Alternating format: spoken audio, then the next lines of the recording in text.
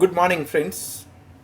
This video on one of the important SOP issued by CBIC by the instruction number 02/2022 dated 22nd March 2022, which is there in the description box. And this SOP is for scrutiny of GST return. This scrutiny of GST return, I'm sure lot of you are getting scrutiny notices, and this SOP is being issued for the financial year 2017-18 and 18-19. This SOP is talking about how the department going to pick up the GST number selected taxpayer for scrutiny of GST return, and what is the procedure they will follow, and the risk parameter, what are the risk parameter they will have for selection criteria for scrutiny of GST return. Having said that, let's understand. Under this SOP, it is being stated they are going to follow section 61, which is pertaining to scrutiny of returns, read with rule 99 of CGST rules. Now, as per the provision, they are saying that proper officer may scrutinize the GST return to verify the correctness of information and details furnished by the taxpayer in GST return. In case of any discrepancies noticed, then the proper officer going to issue a notice in form called GST ASMT 10, and he will require the explanation from the concerned taxpayer. So reply need to be submitted in a period not exceeding 30 days, but a further period may be allowed by the proper officer. Now, there are two way forward. Once you are getting notice from the proper officer for any discrepancy noticed by him in the GST return filed by the taxpayer, so you may either agree with the discrepancy. आपने मान लिया कि हाँ मेरी गलती रह गई है. So once you accept the same, then you need to pay the tax and corresponding interest and penalty as applicable, and inform to the proper officer. So payment can be done through DRC 03. That is the part when you are agreeing with the discrepancy noticed by the proper officer, and you got the notice in ASMT 10. In case you are not agreeing, you can submit your explanation in form called GST ASMT 11. So what proper officer will do, either he will agree with that whatever explanation given by you is satisfactory, then he will intimate you that he is satisfied with your explanation, and he will issue a form ASMT 12. So this is when he is agreeing for with your explanation. But what happened? In case he is not agreeing, then he may go forward either for the audit as per section 65 of CGST Act, or special audit by nominated chartered accountant or cost accountant, and section 66 is being referred wherever the department is having any doubt on valuation and the eligible credit. They may nominate any practicing chartered accountant or cost accountant for special audit. Otherwise, section 67, it can be inspection, search and seizure in case department is not satisfied with your explanation. And then section 73 and 74, issuance of so-called notice. When department is not agreeing with your explanation, they may issue so-called notice for non-fraud cases under section 73 and for fraud cases under section 74 of CGST Act. So nutshell, this is what they have said, that section 61 read with rule 99 of CGST rules. Now, having said that, It is being stated in that SOP which I am referring to, that DGARAM, Director General of Analytics and Risk Management, they are going to select the cases for scrutiny of GST return, and they will have their 13 indicative risk parameter, and these 13 risk parameter is being stated in this particular instruction which I am referring, instruction number 2/2022. The 13 indicative parameter. And what are those 13 indicative parameter? First, on outward supply. On outward supply, and this is important for you, that you must prepare the reconciliation for your benefit, because these are the parameter may result into notices being issued for scrutiny of GST return.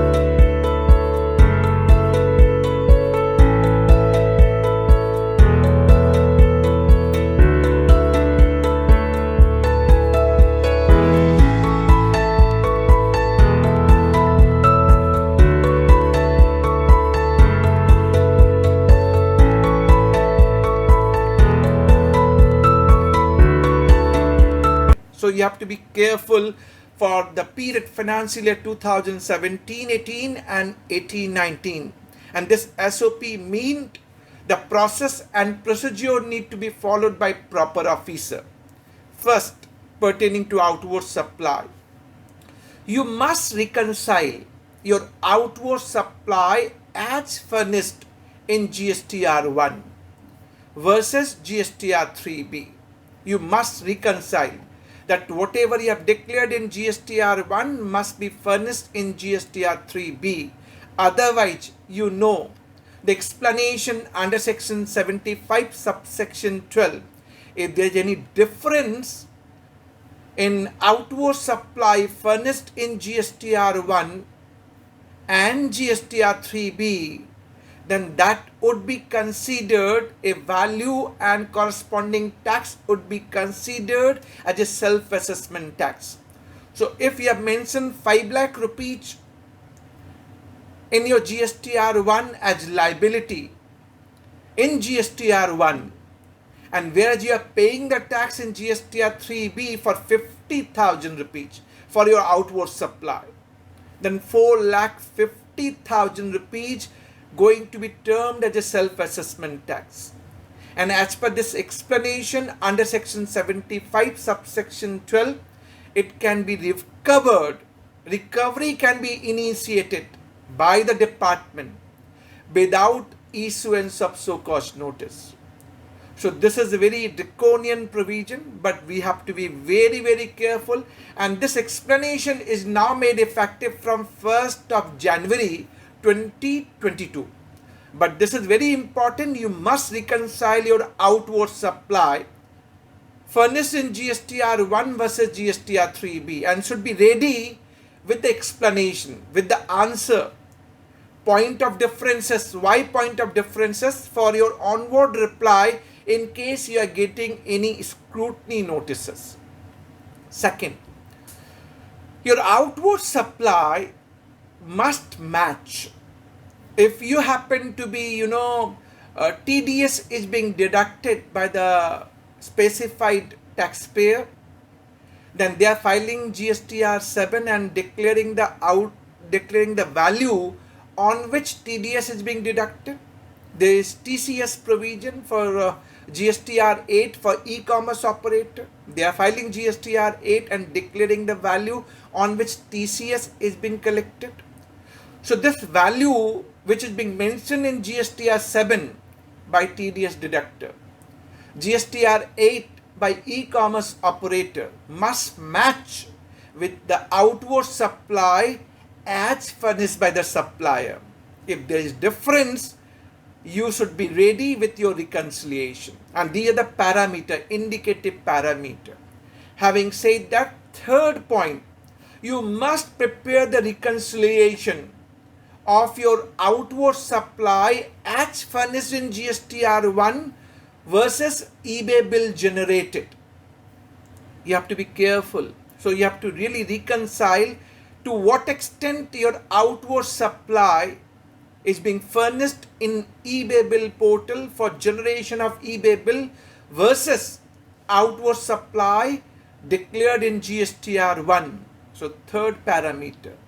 Fourth parameter, the interest payment on delayed payment of tax under section 50 subsection 1 of CGST Act. We all know that interest, a big dispute started, and thereby it was whether interest is leviable on gross tax versus net tax liability. Fortunate part, it is being stated that interest is going to be leviable only on net tax liability which is paid through cash. Simple example, you got 1 lakh rupees liability and you got 80,000 rupees lying in your e-credit ledger. Net payment 20,000 you are paying through cash. That is called net tax liability. So interest is going to be levied on net tax liability. Net tax liability, and that too retrospectively from July 1, 2017. You should be ready, and in case you have not paid the interest, interest is leviable. In case you have paid the excess interest on gross tax, then you must go and file your refund claim. Please make sure, and time period limitation you must keep to your mind. These are the parameter which is being given as an indicative risk parameter for scrutiny of GST return. And last point, late fees. Late fees which is being levied for late filing of your return or statement. So GSTR 1 is the statement, GSTR 3B is the return. If you are late filing, then late fees is applicable as per section 47 of CGST Act. We have seen in the past that you might not have paid the late fees, but you may get a notice now on this basis of this SOP for scrutiny of return. So you have to pay this late fees for delay in filing of your GSTR statement or GSTR return, unless otherwise exempted during that period by specific notification. This is pertaining to outward supply. Coming back to pointers, indicative pointers pertaining to ITC, GST input tax credit. First parameter, that when you are availing credit on import of goods, so table 4A1 of GSTR 3B is important. Talk to your clients from anywhere. Access your data anytime and from any device. Try Zoho Books. So this credit must be cross-checked with the data which is being retrieved from IceGate, pulled from the IceGate. It must be matched. So whatever IGST credit you are availing on import of goods under table 4A1 of GSTR 3B must be matched with the data coming out from IceGate. Second, the RCM liability, reverse charge method, where you are paying the liability under reverse charge. Being recipient, you are paying the liability in reverse charge.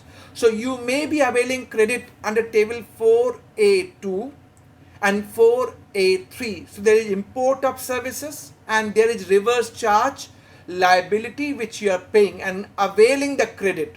So reverse charge liability paid in cash, you avail the credit.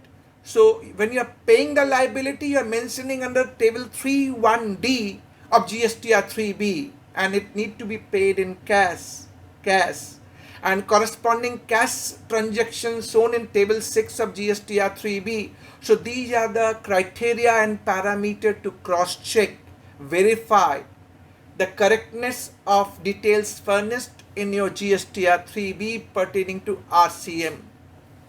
ISD credit when you avail in table 4A4 of GSTR 3B must be matched with the GSTR 6 furnished by the ISD.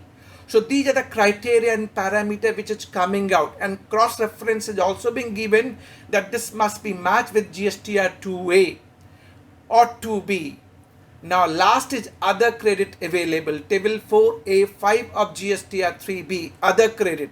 So this should be matched with GSTR 2A, and this is how it is being explained in that SOP which we are referring to.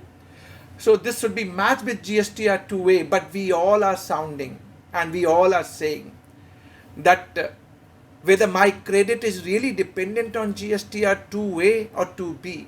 From 1st January 2022, of course, we all agree that fifth condition subclause AA got introduced under section 16 subsection 2 of CGST Act, whereby credit must be checked with GSTR 2B, and I have made a different video which you can watch on my YouTube channel. But is there any relevance of GSTR 2A? Do we need to check if that credit is not coming in GSTR 2A, and credit may not be coming in GSTR 2A for different region? Region could be the wrong furnishing of GST number by supplier, B2B captured as a B2C, intra-state supply captured as a interstate or vice versa. Or maybe GSTR 1 is filed coming in 2A, but GSTR 3B is not being filed by the supplier. We all are saying this GSTR 2A may be a facilitation, and I'm not saying Honorable Supreme Court in the case of Bharti Airtel has said GSTR 2A is only a facilitation. Otherwise it's a self-assessment tax. If you're satisfying 4 conditions under section 16 subsection 2, you should have tax invoice copy, received goods and services, your supplier must have paid taxes, and being recipient you are regularly filing GST return. Credit is available. In my humble submission, also credit available. But you may get scrutiny notices, scrutiny of return, that notice from the department. Be ready, we can fight it out. Now next situation could be that there are certain credit which is dependent on time limit under section 16 subsection 4 of CGST Act. And what is that time limit? Earliest of due date furnishing return under section 39 of next September in next financial year, following the end of relevant financial year. So whether this GSTR 3B is a return under section 39, big dispute. Honorable Supreme Court in the case of AAP and Company, following the decision of Bharti Airtel, has decided GSTR 3B is a return under section 39. My other videos are available. I have said they have followed the Bharti Airtel judgment as a ratio decidendi in AAP and Company. Should not be the case. Should not be the case. Because constitutional validity of introduction of GSTR 3B under Rule 61 sub Rule 5 was not tested, and in AAP and Company they have decided on the basis of larger bench judgment of Supreme Court in Bharti Airtel. But GSTR 3B is a return under section 39. So due date for furnishing 3B of September in next financial year, following the end of financial year, relevant financial year, or date of furnishing annual return, whichever is earlier. 17-18 last date was 31st March 2019. For 18-19, it would be 20th October 2019. So you have to really take care. If you are filing a late GSTR 3B, which is beyond due date, then this may be the criteria, risk parameter for not getting the credit. Please take care. That's what it is being stated. Having said that, there is other component which is also being stated and which is being given as a risk parameter. What are those parameters? That reversal of common credit, common ITC pertaining to exempt supplies in terms of Rule 42 and 43. Are you doing that or not? They will cross-check and verify from your GSTR 3B. So you need to be very, very careful pertaining to these parameters which I have discussed with all of you. And these parameters are indicative. So these are not all. They are indicative parameters, and this can be taken up as a basis for issuing notice ASMT 10 for scrutiny of GST return by proper officer. Who could be proper officer? Superintendent, as stated. Superintendent, with the permission from AC and DC, jurisdictional AC and DC, can go and send notice for scrutiny of return, and he can send the notice ASMT 10. But we are finding these notices are being sent with the time period to reply 7 days. But otherwise, time period as specified under section 61, read with rule 99H, 30 days or further time period may also be granted by the proper officer. So this SOP is going to be important, and this SOP is meant for how the scrutiny of return selection criteria would be done by DGARAM, Directorate General of Analytics and Risk Management, on 13 indicative parameters which I have discussed with all of you. But this is important. You need to prepare yourself for 17-18 and 18-19. If there is discrepancy, you may get notice. So you need to be ready either with your explanation why these differences are. In case you agree with the liability, then pay the liability before it is coming back to you. Because when you are paying the liability suo moto, then they are not going to invoke section 74. So penalty may be saved in that regard. So this video was mainly focusing on scrutiny of GST return by a proper officer. Hope this will help in your GST endeavors and practice. Thanks for watching. Thank you very much.